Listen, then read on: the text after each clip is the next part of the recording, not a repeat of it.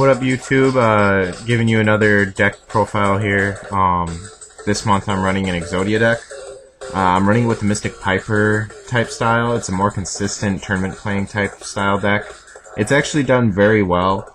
There is a lot of cards that can actually counter it, but if you just side deck properly, it works out okay.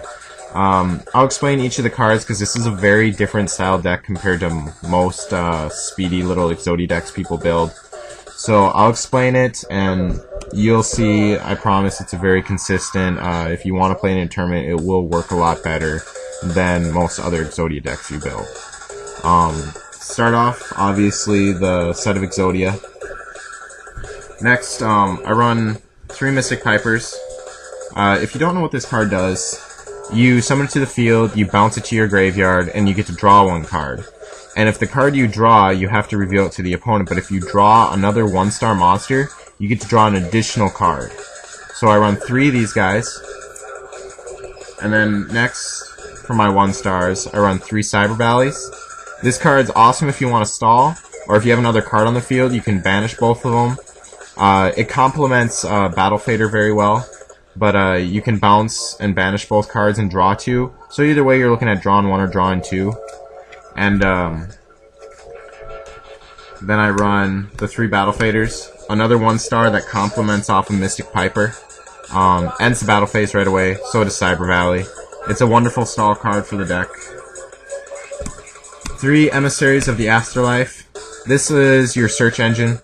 It allows you to search out the legs and arms. You're allowed to search out normal monsters in your deck, so any of the legs and arms of the Exodia pieces. And then I have Sangan. Sangan allows you to, I usually search out the head. Most of you know what this card does. Next, my techish kind of card, I run Vortex Trooper.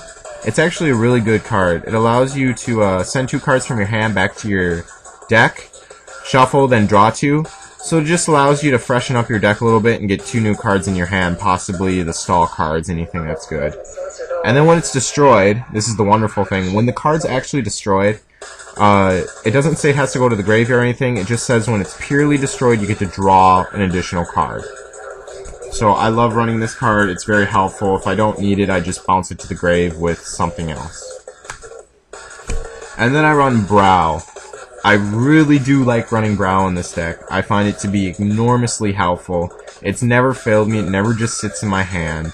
And I'll explain why it's a great card. I run 3 Dark World dealings here, and with this card, each player draws 1 card and then discards 1 card. When coming in with him, his effect is when you use the effect of another card to discard him, you get to draw 1 card. So I go Dark World Dealings, ditch him from my hand, and I get to draw another card. If someone else activates Dark World Dealings, and I ditch this from my hand, I get to draw 2 cards. So I find it to be very helpful with the deck. 1 Day of Peace. This is a new card, absolutely wonderful. Just came out in the new packs. Each player gets to draw 1 card, and then no one takes battle damage. So this is another perfect stall card for the deck. Plus its draw power. 3 Upstart Goblins. Draw 1 card, opponent gains 1,000. Who cares? You're pretty much trying to get Exodia, it's not like you're attacking or anything. Then 3 Gold Sarks. Search out any of the missing pieces in my deck, 2 turns. If you got a good hand setup, it's a really good combo because you can stall the heck out of the person and get the 2 pieces, or if you draw all 3 pieces to your hand. 3 Pod Dualities. Lets me see the 3 cards on top of my deck, and hopefully it's a piece of Exodia, and add it to my hand. New card, I've only been able to find 1, but it's Shard of Greed. I run 3. This card is ridiculously good. During each of your draw phases only, after you put 2 draw phase counters on here, you can send this card to your graveyard, and then you get to draw 2 cards. It is a wonderful card. I've been able to get all 3 to the field, and then after my second draw phase, I send all of them and I draw 6 cards.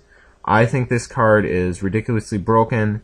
It's super good. Even though Heavy Storm's out, who cares? I mean, it's the fact that if you get it off, that's an additional 2 cards. And for my last, I run a Pot of Everest.